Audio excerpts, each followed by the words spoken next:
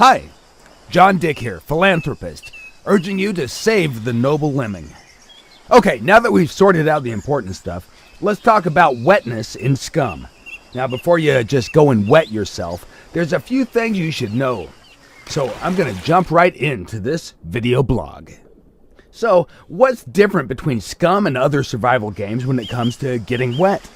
Let me explain it by examining this sharp-dressed young man. It's easy to see that he's fully capable of surviving almost anything that nature can throw at him. The secret of his success is multiple layers of clothing that SCUM supports. Each piece of cloth has important properties like heat insulation, armor, inventory slots, and finally, there's a wetness property.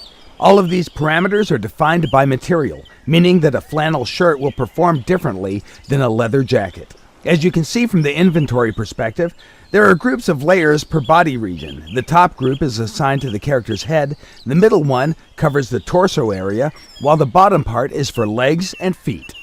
By stacking layers of clothing, you combine their parameters in the same way you would do in real life. When it comes to layered clothing, your grandma was right. It helps you to adapt to any weather condition possible. So how can you get wet in the game? The most obvious way is by sweating. While performing tasks, the body will heat up. In an attempt to cool you down, the body responds with perspiration. This kind of moisture is propagated from the inside out and also causes additional fluid loss or dehydration. The next way is the impact of the weather.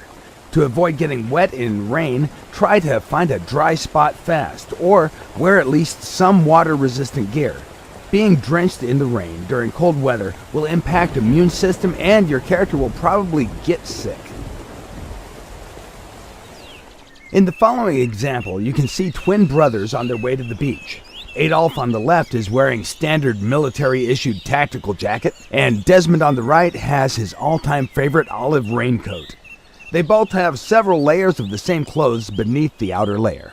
If you take a closer look at the inventory, you might notice that each item has its own weight listed in the top right part of the icon.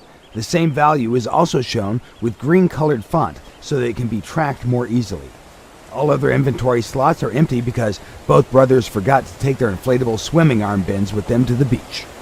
Luckily for them, they won't drown because the rain will come again, falling on their heads like a memory. As the rain starts to pour down on these poor guys, their clothes will start to absorb the water and become wet. If we speed up the time, you'll be able to see the impact of rain on the different layers of clothing much better. Carefully examine the green numbers. As expected, the tactical jacket gets wet relatively quickly, along with the backpack, pants, and shoes. Increasing values in green actually represent the amount of water that has been absorbed by clothes and gear. On the right, Desmond is doing much better. Although his backpack, pants, and shoes are completely drenched, his upper body is dry. For Adolf, things are going from bad to worse. It seems that the tactical jacket waterproof factor isn't as good as advertised and leaks water on his sweater and shirt, making him completely wet. Furthermore, as Adolf's clothes are getting wet, they're also getting heavier, meaning that he'll be carrying an additional 13 plus ounces of weight all the way back home. This will certainly affect his calorie consumption during that trip, and his performance will suffer as well. In SCUM, moisture absorption and retention depends on the material that's being used for clothing. Let's bring out the sunshine again. Do notice that both guys were standing completely still in heavy rain just because we asked them nicely. These guys are true heroes. Now, it's time to see what happened with the inner layers of clothing. As you can see, Adolf's sweater is all wet, while Desmond's is still dry. If we drop the sweaters down, you can see that the same thing also happened to their hipster shirts. In the previous part of the video, you might have noticed that different parts of the clothing can absorb or retain different percentages of water. As in real life, some parts of the body can become wetter than others. In SCUM, we handle wetness per body part along with separate layers of clothes that can have different wetness values also. This means that parts of your gear can be dry or wet depending on what you do. Body parts that are covered separately are feet, legs, torso, hands, and head. If you're standing in the water up to your waistline, then only your legs and feet will be wet. the rest of your body will stay dry. Also, if you jump into the water, your gear will almost instantly become fully wet, even if you have a raincoat or some other water-resistant clothing that isn't fully sealed. It will not help you to stay dry. The success formula here is, if you want to keep your gear dry, stay away from the bodies of water, or at least drop everything to the ground before you enter. In this section of the video, our guy has just practiced some swimming in the shallow waters, keeping his gear with him to protect it from thieves and bears. He did leave an old orange shirt on the beach in case he's gonna need some dry clothes later. Or at least, that's what we were thinking he was up to. However, his plan was much more sinister. He actually decided to wear a dry shirt below his other clothes with the intention to deceive the game, to make it think that he has dry clothes on, simply because the first dry clothing layer is closest to the skin. In all other games, this would be called exploiting or cheating, but here in SCUM, we don't care about that, simply because we have fluid diffusion and osmosis built into the game. For those of you who don't know, diffusion is the movement of molecules from a region of high concentration to a region of low concentration, meaning that his dry orange t-shirt will soon become a wet orange t-shirt.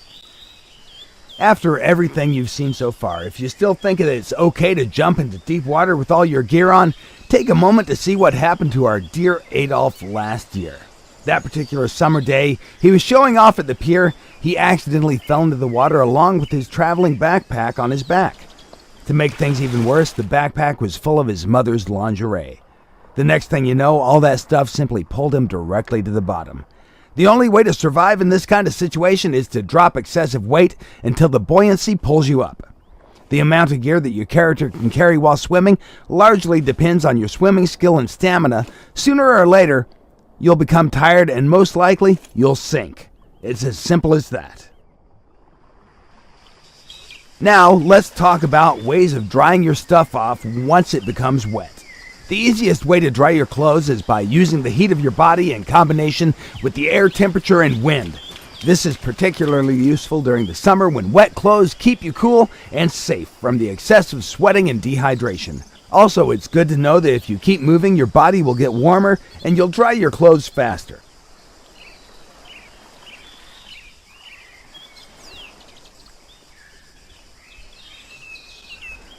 In the current example, you can see that simply by standing in the sunlight, you can dry your gear.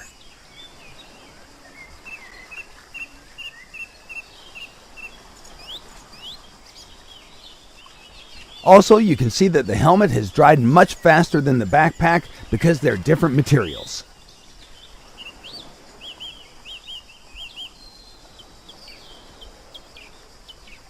In the situations where air temperature is low, you can use heat sources to dry your clothes.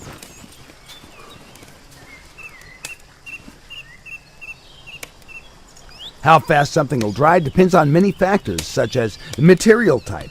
Items that conduct heat better will be dried faster. The amount of water absorbed. If more water is absorbed, it takes more time for clothes to dry. Relative humidity. If humidity in the air is high, drying gets slower and dry clothes can even get wet. Wind helps a lot in drying by carrying the water vapor away, preventing any concentration of moisture on the clothes. Air temperature. Higher temperatures will help to dry clothes faster. Then the number of wet layers stacked. Keeping wet clothing stacked on you is bad, and it slows down the drying time significantly. In the current example, the player is using fire as a heat source to dry his clothes. Notice how the distance from the fire source influences the speed of his drying clothes.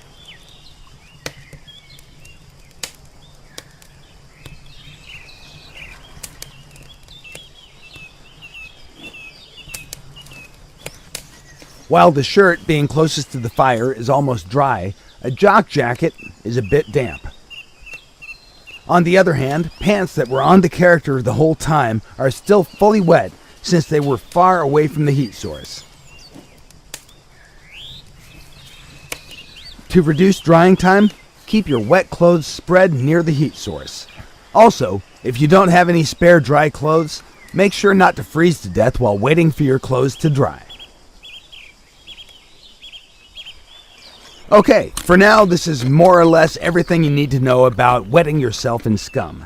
All that you've seen is still a work in progress and is subject to change. In the future, we plan to improve things even more, add some new ways of getting wet, but you can also find your own ways by being a creative player.